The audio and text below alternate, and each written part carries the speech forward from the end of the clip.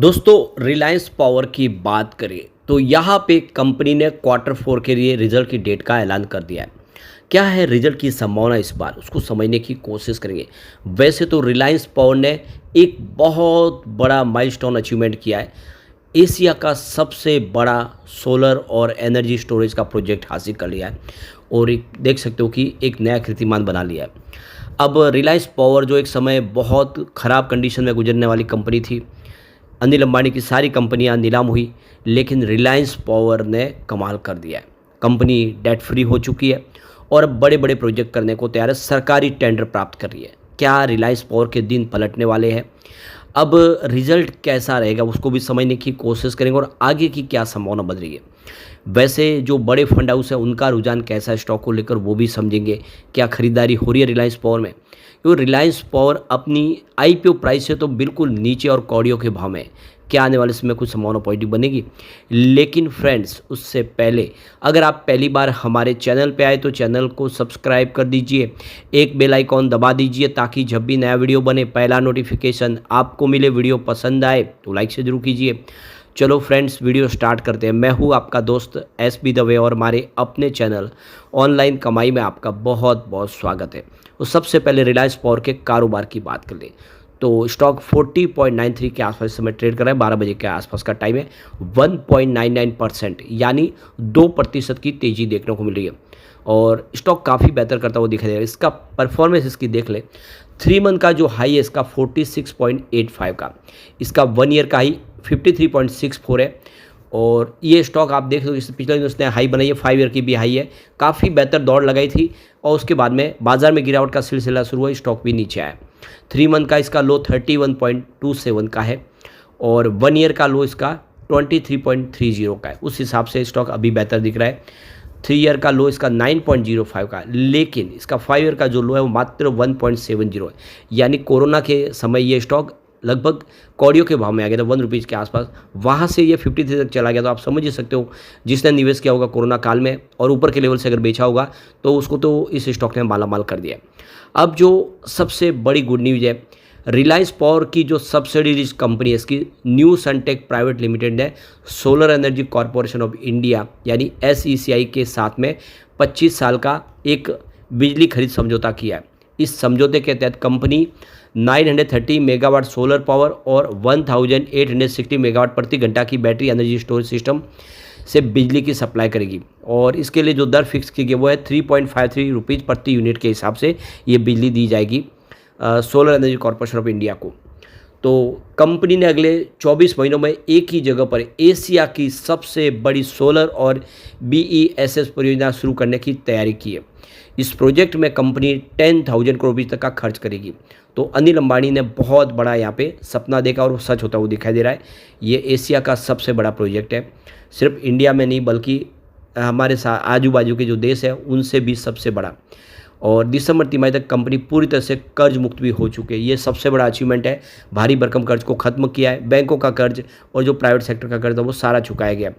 जो कंपनी की वित्तीय स्थिति को बेहतर बनाता है वो इस समय दिखाई दे रहा है। यानी जो सोचा था अनिल अंबानी ने वो बिल्कुल करके दिखाया।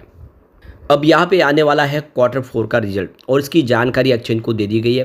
तो 9 मई 2025 फ्राइडे को कंपनी अपना क्वार्टर फोर का रिजल्ट डिक्लेयर करेगी और साथ में पूरे साल का रिजल्ट भी कंपनी इसके साथ में ही देगी।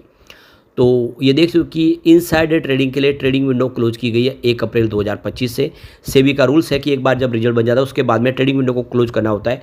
जो कंपनी से संबंधित है, चाहे वो बोर्ड के मेंबर्स हो या फिर प्रमोटर ग्रुप से हो या कंपनी के एम्प्लॉयज हो, उनके रिलेटिव हो, सबके लिए ट्रेडिंग विंडो क्लोज है और ये ट्रेडिंग विंडो खुलेगी 48 घंटे के बाद रिजल्ट डिक्लेयर होने के बाद। तो फ्राइडे के बाद 48 घंटे संडे को आते हैं, संडे को बाजार बंद है। तो अब ये सीधा आप देख सको कि 12 मई को यानी मंडे के दिन ही वो ट्रेडिंग कर पाएंगे। जो भी कंपनी से संबंधित उनकी ट्रेडिंग विंडो खुल जाएगी और वो अपनी ट्रेडिंग कर पाएंगे। अब यहाँ पे जो सबसे बड़ी बात है कि रिजल्ट की क्या संभावना बनेगी। तो सबसे पहले अगर हम यहाँ पे कंपनी की परफॉर्मेंस अगर आप देखें तो सबसे पहले रेवेन्यू देखें। अगर पिछले क्वार्टर की बात करें तो यहाँ पे देख सकते हो कि रेवेन्यू काफ़ी अच्छा रहा है कंपनी का। 2159 करोड़ के आसपास रेवेन्यू था, लेकिन सितंबर 2024 में रेवेन्यू ज़बरदस्त था 5193 करोड़ के आसपास। यानी क्वार्टर ऑन क्वार्टर बेसिस पे रेवेन्यू कम हुआ। अगर हम बात करें दिसंबर 2023 की, तो रिवेन्यू 2119 करोड़ के आसपास था, यानी ईयर ऑन बेसिस पे हल्का सा रिवेन्यू बढ़ा है।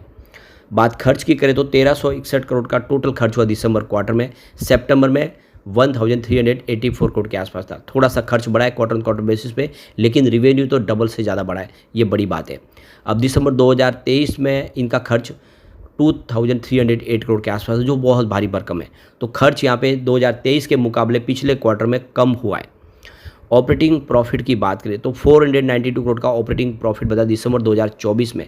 सितंबर में 376 करोड़ के आसपास था, यानी क्वार्टर ऑन क्वार्टर बेसिस पे ऑपरेटिंग प्रॉफिट कम हुआ है। और दिसंबर 2023 में तो -364 करोड़ था, यानी आप देख सकते कि निगेटिव ऑपरेटिंग प्रॉफिट था। अदर इनकम की बात करो 307 करोड़ की अदर इनकम थी दिसंबर 2024 में, और सितंबर में 3433 करोड़ की अदर इनकम। तो ये सितंबर में इनको भारी भरकम अदर इनकम मिली, कुछ एक्स्ट्रा इनकी जो कंपनी के जो बेचने से जो प्रॉफिट हुआ उसकी वजह से अदर इनकम देखने को मिल रही है। दिसंबर 2023 में अगर देखें तो वो 175 करोड़ के आसपास थी अदर इनकम। अब बात करें प्रॉफिट बिफोर टैक्स की, तो देख सकते हो कि पिछले क्वार्टर में 50 करोड़ का प्रॉफिट बताया था, और क्वार्टर 2 में ये 3004 करोड़ के आसपास था। तो ये जो बड़ा प्रॉफिट है ये अदर इनकम की वजह से आया। ऐसा है अगर आप उसको लेस कर दे अदर इनकम को 3400 करोड़ की, तो उल्टा कंपनी को 400 करोड़ का लॉस ही होगा। और पिछले साल सेम क्वार्टर में अगर आप देखें तो 1049 करोड़ का लॉस था, तो बड़े लॉस से कंपनी प्रॉफिट में आ गई है। नेट प्रॉफिट 42 करोड़ के आसपास बताया पिछले क्वार्टर में, लेकिन ये प्रॉफिट देख सकते हो कि क्वार्टर 2 में 2878 करोड़ के आसपास था। इसमें अदर इनकम जुड़ी हुई है, ये आपको ध्यान रखना है। और पिछले साल सेम क्वार्टर में 1137 करोड़ का लॉस था, तो बड़े लॉस से फाइनली कंपनी प्रॉफिट में आ गई है। और ऐसे में हम कह सकते हैं कि आने वाले में रिलायंस पावर कुछ बेहतर कर सकता है। अब इसके कैश फ्लो की बात करें तो देखो कि मार्च 2020 में 96 करोड़ का कैश फ्लो था, मार्च 21 में ये घट के 19 करोड़ के आसपास है, मार्च 2022 में फिर से बढ़ के 48 करोड़ तक पहुंचा, मार्च 23 में हल्का सा घटता हुआ 46 करोड़ के आसपास रहा। लेकिन इस बार मार्च 2024 में कंपनी का जो नेट कैश फ्लो है वो 248 करोड़ का है, यानी कंपनी के पास ज़बरदस्त इस समय नेट कैश फ्लो है। ये बात का इशारा है कि कंपनी के पास अब चिंता करने की बात नहीं, और आने वाले समय एक उम्मीद है कि ये बेहतर करेगा, और काफ़ी सारे प्रोजेक्ट हम करते हुए देख सकते हैं कंपनी को। यहाँ पे शेयर होल्डिंग पैटर्न देखें तो प्रमोटर की होल्डिंग 23.26% पर है, और वो अनचेंज है। पिछले साल 2 साल पहले देखें तो प्रमोटर की होल्डिंग 9% के आसपास थी, प्रमोटर ने अपनी होल्डिंग बढ़ाई है, एक बहुत बड़ा पॉजिटिव ट्रिगर है। एफआई और एफपीआई ने अपनी होल्डिंग को इंक्रीज कर लिया है, 12.95% की होल्डिंग थी जो बढ़ा के 13.21% किया मार्च क्वार्टर में। इसके अलावा एफआई और एफपीआई की संख्या भी बढ़ चुकी है, पहले 432 थे जो बढ़ के अब 453 हो चुके हैं मार्च क्वार्टर में। इसके अलावा म्यूचुअल फंड ने अपनी होल्डिंग इंक्रीज की है, देख सकते हो कि क्वार्टर 2 में कोई होल्डिंग उनकी नहीं थी, लेकिन अब मार्च में देखिए 0.38% की होल्डिंग हो चुकी है, यानी म्यूचुअल फंड भी इस तरफ इंटर कर चुके हैं। म्यूचुअल फंड की संख्या अगर आप देखें तो पहले 38 थी, अब 49 हुए, लेकिन वो 38 म्यूचुअल फंड कोई खास निवेश नहीं करते थे। अब इंस्टीट्यूशनल जो इन्वेस्टर है, जो इंडिया के बड़े फंड हाउस है डीआई है, उनकी होल्डिंग भी शानदार बढ़ी है। 15.75% होल्डिंग थी क्वार्टर 2 में, जो 3 में 16.50% हो गए, यानी इसमें एफआई, डीआई और म्यूचुअल फंड सब ने जम के खरीदारी की है। तो इसका मतलब जो शेयर कम हुए वो है जनरल पब्लिक के, तो जनरल पब्लिक के शेयर यहाँ पे कम होते हुए दिखाई देंगे, और मौके का पूरा फायदा है जो इस समय आप देख सकते कि बड़े फंड हाउस उठा रहे। ये इशारा है कि आने वाले समय रिलायंस पावर बेहतर कर सकता है। तो डेट हमारे सामने आ चुकी है क्वार्टर 4 की, 9 तारीख का हमें इंतजार करना होगा। इस बार अगर रिजल्ट बेहतर हुआ तो ये स्टॉक बहुत बेहतर कर सकता है, क्योंकि अब कंपनी मजबूत हुई है, उन्होंने एक बड़ा अचीवमेंट कर लिया है सोलर एनर्जी का जो प्रोजेक्ट हासिल करके। ऐसे में समय है जो इसके लिए बेहतर होता हुआ दिखाई दे रहा है। लेकिन फ्रेंड्स, कोई भी इन्वेस्टमेंट करने से पहले अपने फाइनेंशियल एडवाइजर से एडवाइस ले ले, या अपना खुद का रिसर्च करें, क्योंकि मैंने वीडियो आपके एजुकेशनल पर्पज़ के लिए ही बनाया। वीडियो पसंद आए तो लाइक से जरूर कीजिए और चैनल को सब्सक्राइब कर दीजिए। Thank you friends.